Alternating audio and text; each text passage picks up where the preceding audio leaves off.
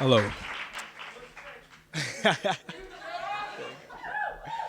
So last summer, I went to visit my brother, my older brother, in Baltimore, Maryland, and we were talking about our family. So we are the only Mulwandas in the states that we know of since our mother passed away. She came here from Zambia with my older brother in tow. I was in the womb, and my father was MIA. So oftentimes we would speculate about our family history and my mother's life before she came to the States. So in this particular conversation, we're talking about how we don't really look a lot alike. You see, my brother and my mom, like spitting images, like the same cheeks, the same eyes, even the same gap in their teeth. And all I got from my mother was being short. So my brother turns to me and he's like, "Hey man, I think we got different daddies." And so, I know he was joking, but it sort of messed me up in the head. And I was thinking to myself, man, what if we do have different daddies, you know? And then I started thinking about the Maury Povich show, and like my mom sitting there, and him open up the envelope and being like, "You are not the father," and so like it just really messed me up. And there was it was just crazy that of all the things to motivate me to want to find out about who I am, it was this ridiculous seed that my brother planted in my head that I was adopted or something. So I had to figure out who I was. So I booked a flight that night.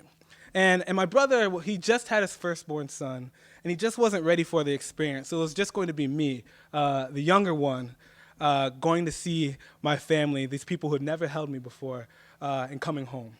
So when I first got to Zambia, I met my mother's side of the family first. And words can't really describe that experience. If you've ever seen the end of Color Purple, you know, when Celie reunites with her family at the end. So if you have that image in your mind, you just take away the whole field and everything and just put yourself in like the Zambian countryside in the small farm, you know. And instead of all the pageantry and like the flowing purple, all that stuff, it's just this room full of generations of my family members in this simple, just main room, all huddled together around my grandmother and I as we silently cry. You know, it was a beautiful experience, you know. And then they started telling me all these stories about my family and started telling me all these stories about my mother, how she was ambitious, how she had so much tenacity, you know, just story after story basically about how my mother was the shit, you know. And it was great because this sort of confirmed everything that my brother and I had always thought about our mother, you know, our mother, the saint, you know. But as great as this experience was, I still wasn't satisfied, you know. I didn't know anything about my father. You know, I wanted to learn about him. What was he like? You know, what did he look like? Did I look like him? Would I act like him? Would I become him? So I had to figure out that side of my family as well. So I met my father's side of the family next in the trip, you know, and they have sort of a different lifestyle. They're more westernized, and they have the nicer modern day living room, and they have the TV and the cable and all that stuff. So it was a different experience than with my mother's side of the family, but it was still a beautiful experience because I got to meet my grandfather, my father's father, and I didn't even realize he existed before this moment. But it was just so great to have this connection, the closest blood thing I would have to my father, you know. And my grandfather was actually this really cool dude. He's this 88-year-old man with this speckled gray hair, and he always wore a suit.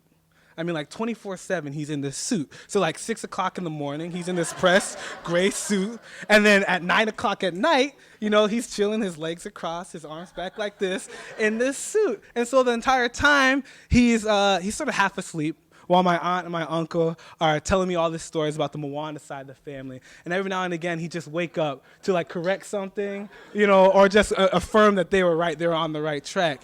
But the best thing that I liked about him is that he has this nice, soft-spoken voice, and he sort of did a little something like this with his hand. So like he would tell my cousin, he's like, "Make sure that water's nice and hot for these guys, for the tea, make sure it's nice and hot."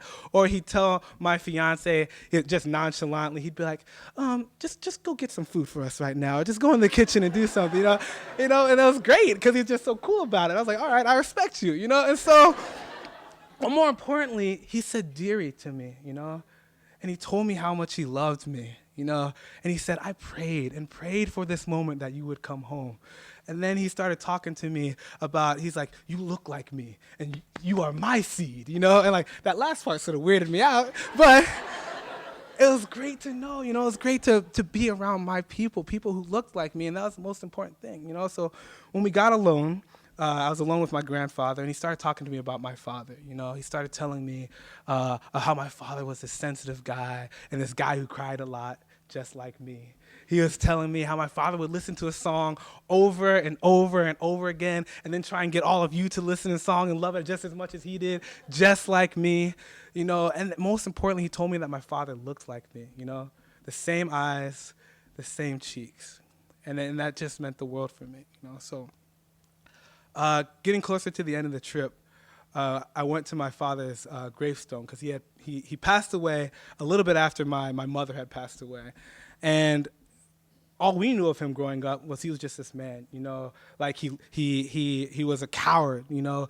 How could you leave our mother, the saint, and your two sons in the United States while you're off doing your own thing, you know, new wife, new kids, new life, you know. So I had all this hatred in my heart pent up for this man, you know, but I figured, you know, I learned all this stuff about him, you know, and I should be willing to reconcile.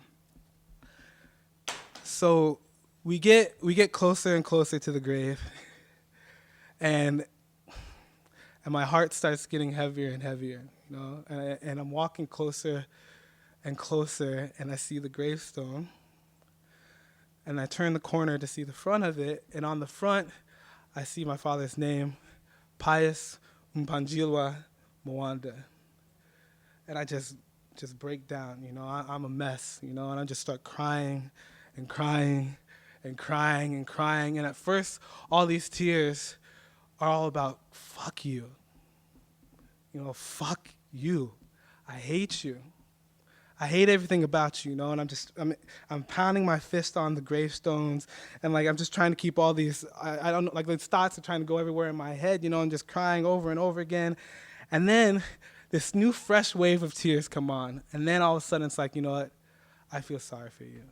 You know, like, you are just a man, like I'm just a man, and you have your mistakes like I have my mistakes, and like you probably tried hard and you wanted to be there too, you know. And then at the end, after my third wave of tears, I just cried because this is the closest I was ever going to be to this man, you know, like he's 6 feet below me. And so I'm doing all this, I'm in my own head, my fiance is over here just sort of like, you know, trying to support me, and my uncle is over on this side just like, I don't know what to do. So I just turned around, I gave him a hug to put him out of his misery, you know, and then we left that. But basically, my trip to Zambia was about finding out who I am and where I'm from. You know, I spent 28 years of my life with this name, Zondwayo Mulwanda. That's how my family says, you know. But to me, I didn't even know what that meant. But then I came back to the United States. I came back aware. I am the son of Vailes Daka and Mulwanda. And that means so much to me now.